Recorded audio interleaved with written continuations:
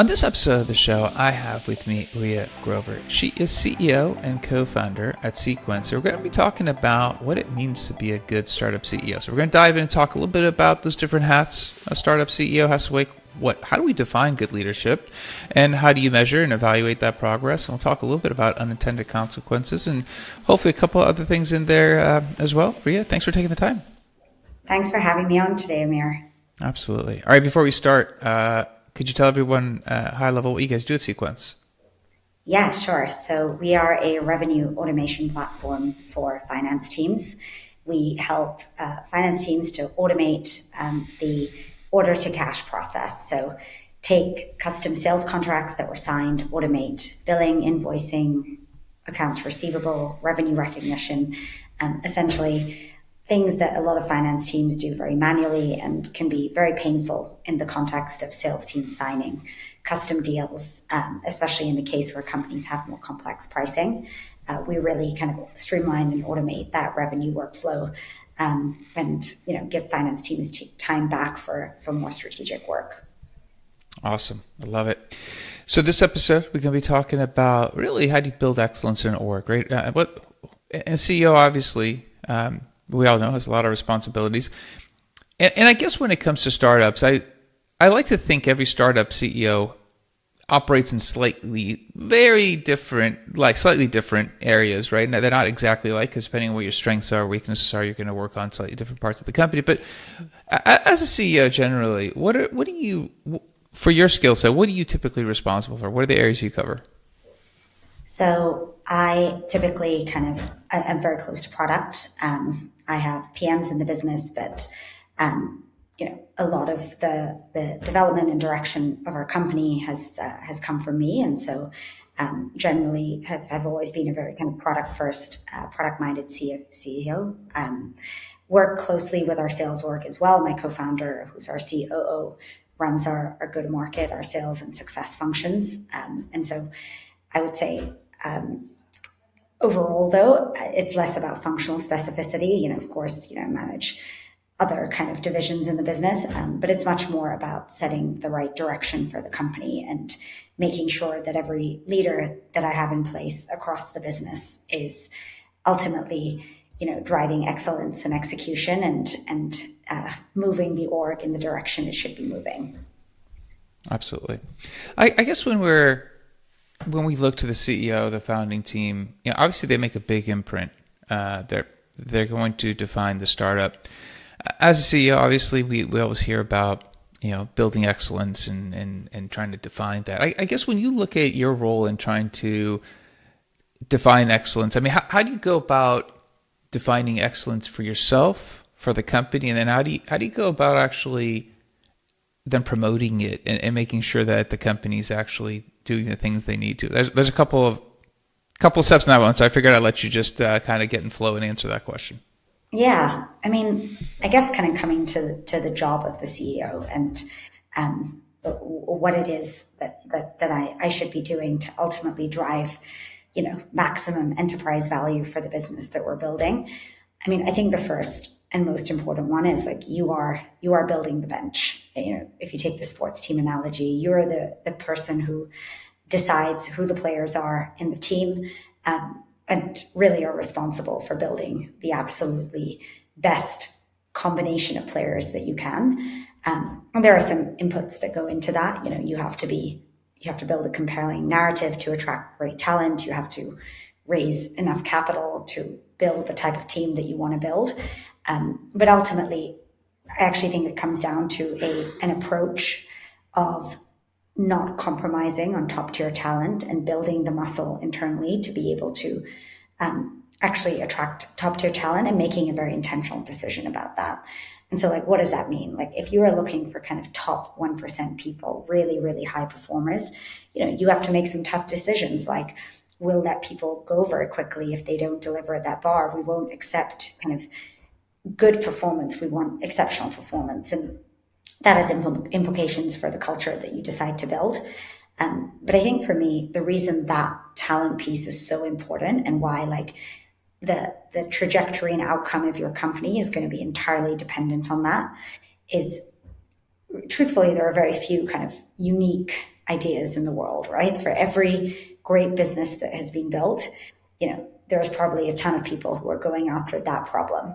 But you go from problem or pain point to building an exceptional product and company. You need people who need to figure out how to win on both product and distribution. And like, let's take Figma as an example. Like, that wasn't a unique idea by any means, right? Like, designers needed a product to be able to kind of design things. It was a growing market because more and more software applications were getting built, and there were a ton of players who were going after that problem.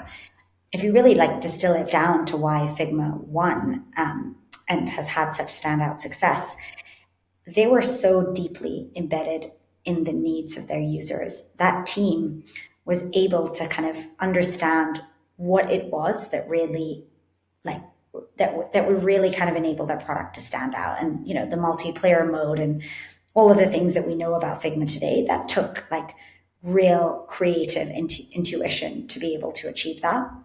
And had they not hired the team, had Dylan not built the team that he built, I'm sure he personally had great, strong intuition about these things. And very often great companies are built because of that founder intuition. But the truth is it has to extend well beyond that, because, to be able to achieve this great product and distribution at scale means that like that has to be distributed across the company and can't just live in the sort of mind or ethos of the founder. And so you look at that company, and ultimately, if you kind of abstract to 10,000 feet, really the most important thing that the CEO had to do was make sure that he was building this incredible team, high performing, high quality team, and the culture that meant that those people worked really, really well together. And that's a really hard thing to do. And then, drive the inputs, the ingredients, kind of to be able to do that. And, that's sort of capital and other things. The last piece I'll say on kind of that job of the CEO, and ultimately, like, maybe how you determine whether you're successful, or how you measure success. It's actually fairly intangible, but there's this kind of expression of like, the job of the leader or the CEO is to be able to see the wood through the trees. And I think really what that means is you kind of need to get it. You need to get where the market is going. You need to get where you need to fit in to be successful.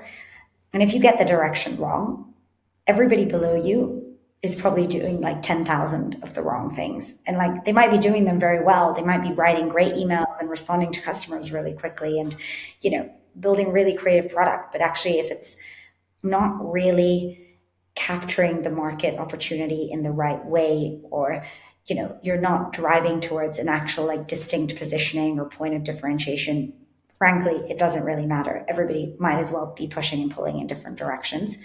And so I think the talent piece and the team piece is really key. But I think as a CEO, you also need to make sure not just that everybody is aligned, because that's important, but that like actually you're aligned in a direction that makes sense. And very often it's really hard to know that when you're in it. You know that 5 years or 10 years later, when you look at where you are as a company, and maybe you look at some of the standout players in your space and you think, well, how come that company is there and we're here? Like we started off, going after the same problem. But yeah, that's where I'd kind of just stole the goals or the job of the CEO.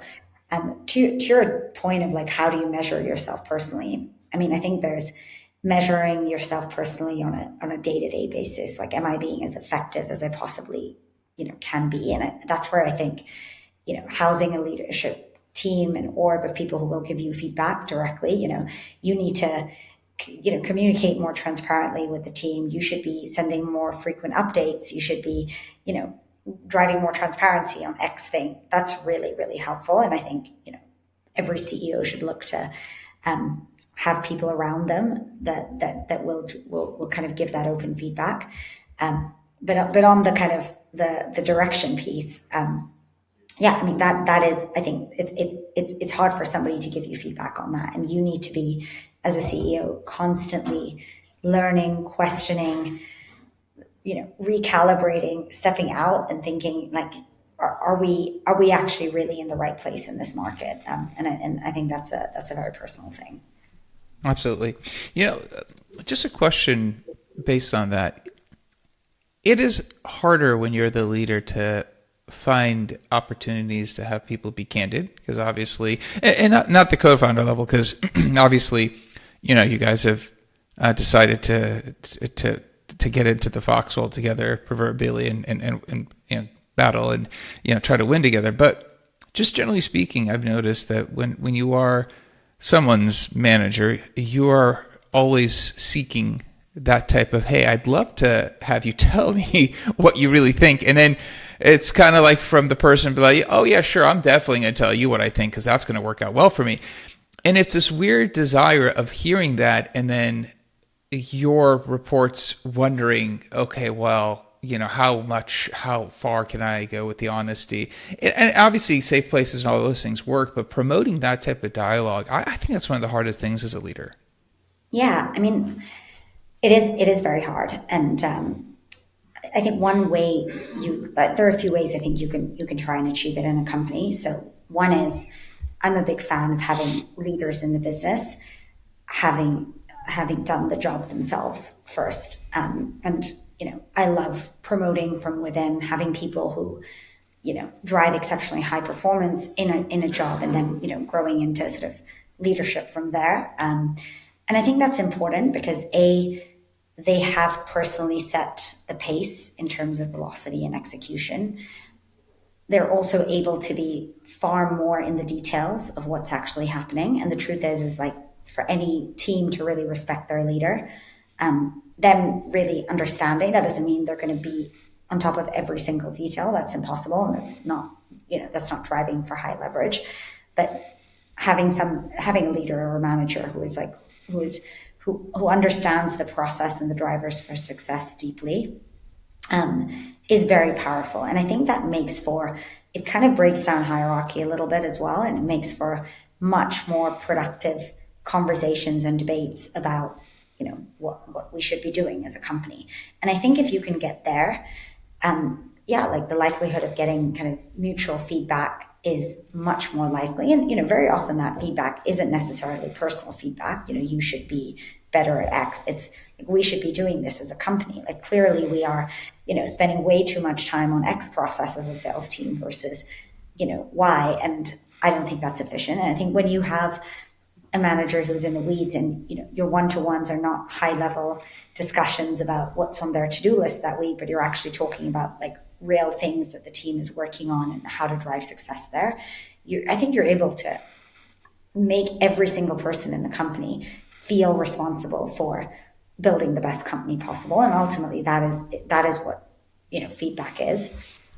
I think it's also about hiring people with a very high ownership mindset, and then spotlighting when people will push beyond the boundaries of like the task that they're supposed to do to drive the business forward. And, you know, if somebody identifies, you know, something as a company that we're not doing as well as we should be, and speaks up, even if it's not, you know, firmly in their remit to do that, I will spotlight that as a CEO and say, like, this is great. This person clearly cares about the team effort here in the company that we're building. Absolutely. I mean, obviously, you know, decisions have to be made. You know, business, especially startups, you got to move quickly to a certain degree. You will break things. That process, and I guess obviously you have employees. I mean, you are responsible for, you know, their livelihoods to a certain degree. When, as a CEO, you're looking to make those decisions, and you're obviously hoping you're going to get it right, without a doubt. You're not hoping you're going to be wrong, but communicating decision making and communicating result, I guess they are two different things. I mean, you can actually communicate result and communicate decision making. When it comes to decisions that impacts the company and, you know, your employees, how do you approach that? Because obviously sometimes it's almost better to not know how the cake is baked and you just see the result, and sometimes it's like, for, you know, some people it is really important to know that. Yeah, I mean, I think like if you have very high talent teams, like, you know, I like to say, like, they don't need policies, they need clarity. So rather than, you know, getting super closely involved in sort of micro decisions. You want to give context, goals, trade-offs, values, and let people make decisions. I do think this differs slightly when you kind of have these two-way doors versus one-way doors. And what I mean by that is, two-way doors are reversible decisions. Sometimes you can decide fast, you can delegate broadly. If it wasn't the right decision, you can pull back from it. One-way doors, irreversible, but sometimes kind of more important decisions. I think in some of those cases, it does make sense to slow down and escalate. But again, I think if you equip your team with this broad context, and you hire very high performing team members, people can make these decisions and decide when to pull in. Not all of this needs to be codified. And again, it comes back to, I think, like, as a leader, and, I'll manage people who'll manage other people. As soon as you're micromanaging something, as soon as you're like having to really get into like the details of directing someone on what they should be doing in their job at a task level, they're absolutely the wrong person for that role. It signals you don't have a high degree of trust in them. And that person shouldn't be in the team. On the flip side, when you have a very high degree of trust in someone. I will emphasize that doesn't mean you shouldn't not be close to the details. It just means that you empower and trust the people that you hire to make decisions on things that pertain to their role. So if we have someone in our design team who is making a decision on the user experience related to a specific product area, I may have opinions. I might weigh in with those opinions. I am close to the details on our product execution, but truly, those decisions those inputs should be treated as any other input in the business, not the CEO's input, because actually, the person who is designing that product or the PM who's working on that product should be the people who are driving that forward. And so I think there's a kind of this nuanced distinction depending on what the decision is. But generally, I like to take the approach of hiring people that we can put a lot of trust in, giving them the right frameworks, context, goals, and objectives, and having them, trusting them to make decisions on whatever they're doing. I was going to ask you something about, excuse me, you had mentioned unintended consequences, and I always think those are interesting. I was curious if there was an example that stood out because you had mentioned that. Unintended consequences in what context? When you think you're right, but then something turns out wrong. Yeah, I think, if you think about building a business, there's 1,000 micro decisions, teams across the business are making every day. I think as a CEO, you do have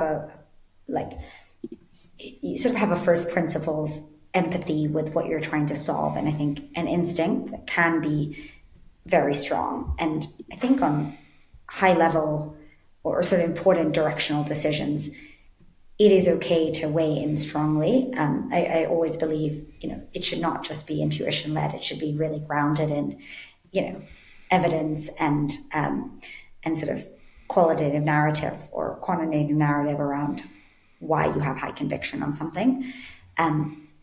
But I think for the thousands of micro decisions, it's really dangerous if things are pending on a CEO for that to happen. It just means you're not running a really high performing org. And so, yeah, I think the unintended consequences of a founder weighing in on every micro decision when they actually are not best placed to do it, I think can in many cases create more harm than good. It's also worth noting, not every instinct or decision you make is going to be right. Even some of the bigger decisions that you make in business, you might decide to prioritize an area of a product over something else, and that might be a mistake. And I think that's okay, but ultimately, hopefully you're making more right decisions than wrong ones. And if you are making wrong ones, you're okay to, cut your losses, reverse back from them quickly, and also hold your hands up to say, actually, like, we made the wrong decision here. Let's not invest further in this. Let's, cycle back to where we were and take a different path. Absolutely. I am curious. Yeah, you mentioned hiring and finding the right people, and maybe this is a good final question. When you're looking at hiring, and I mean, I have a lot of views on hiring, but from your perspective, when you're trying to hire the strongest people, you have limited time. You're trying to assess. You're trying to ensure you're bringing in the type of people that we've talked about. Because that sounds like you are looking for those type of people. In that process, I mean, based on experience, is there any insights you could share? Because obviously, finding what you're talking about through the interview process, I think, is a lot of art, not science. So I was kind of curious if there's, and I don't want you to give away any secret sauces of how you guys do No. that, but just curious.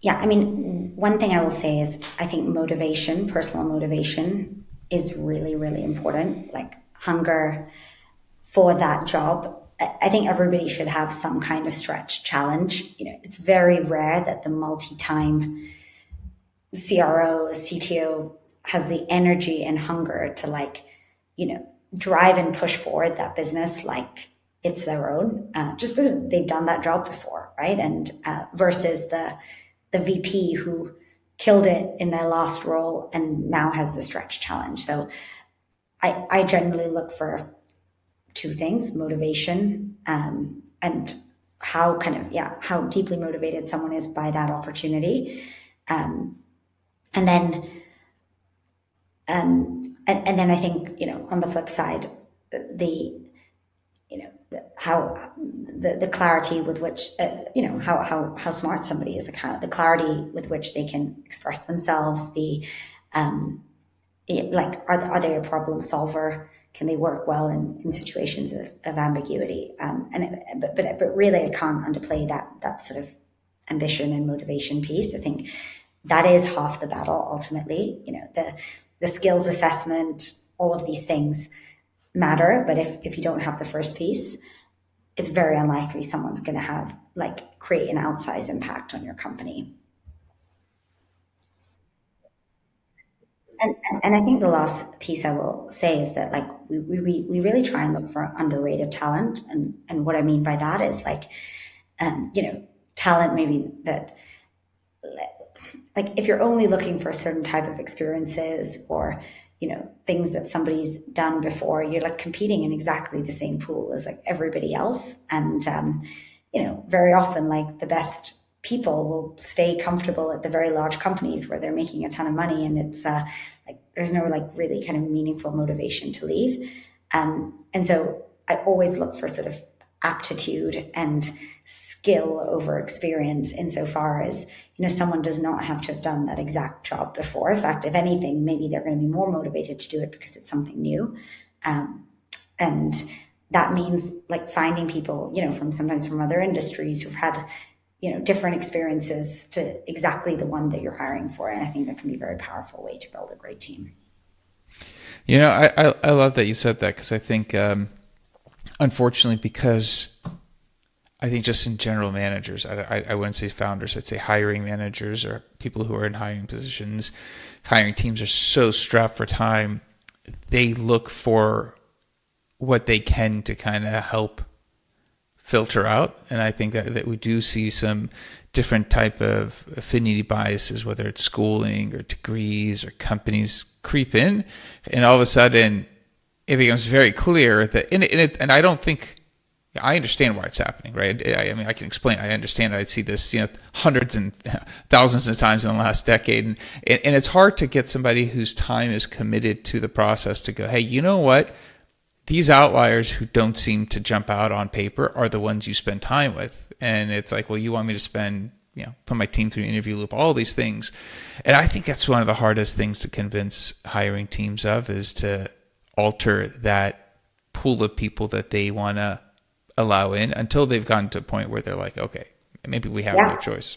I mean, it's true, right? Sourcing, hiring is extremely time consuming as a process.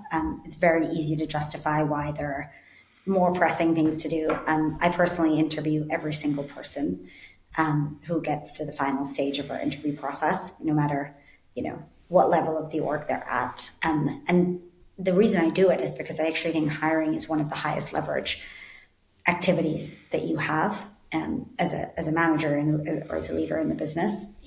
Ultimately, if you hire one great person and they then manage 20 people and influence the success with which those 20 people operate, and those a subset of those 20 people manage another 20 people, that hire you made is just so pivotal for the org, and success there will give you so much more leverage in your role, that it just feels like, if you don't invest that time, and truthfully, like, the more senior somebody gets, I think it's like so important you meet face to face, you spend meaningful time with that person because of that leverage point. If you get that really right, the influence and the multiplicative effect of like the number of hours of work that they influence is going to be so powerful.